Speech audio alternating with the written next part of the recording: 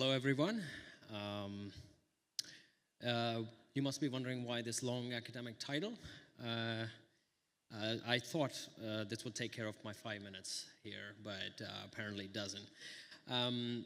So my talk is about cross-team communication and disasters in there. And I'm going to talk about that using an analogy where you think of highways as organizations and teams within those organizations as highways, as the vehicles on the highways. So you can see some corollaries that follow from there, like individual responsibility, safety of the collective, etc.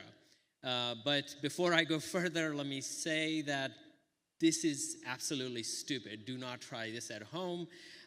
I will guide you through this. It's just 5 minutes, so we'll talk about some of the corollaries. The first thing I want to talk about is turn signals. I've seen very, very few people here in this area and Baltimore area give turn signals.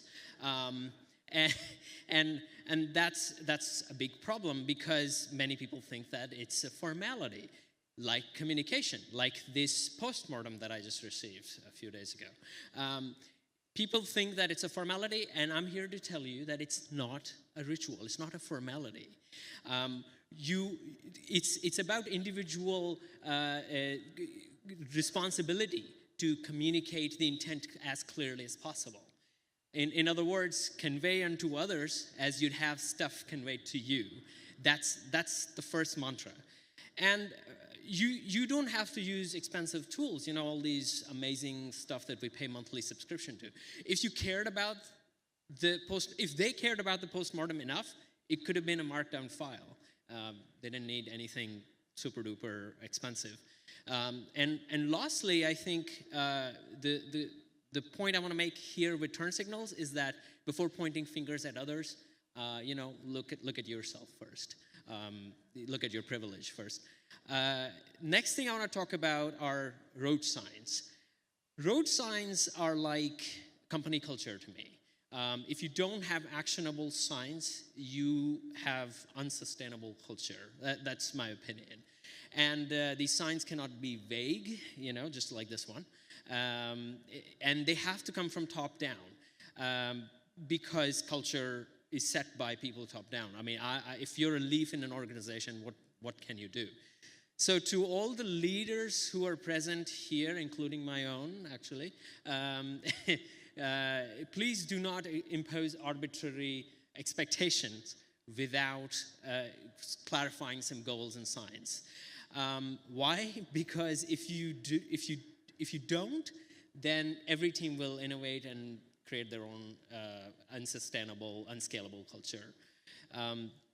So the last thing I want to talk about is the concept of lanes on a highway. Again, something that very few people, think about. Lanes to me are like contracts between teams. Those things like SLAs, etc. And these contracts define the trust between the teams, just like on the highway. If you swerve too much in and out, you're prone to accidents.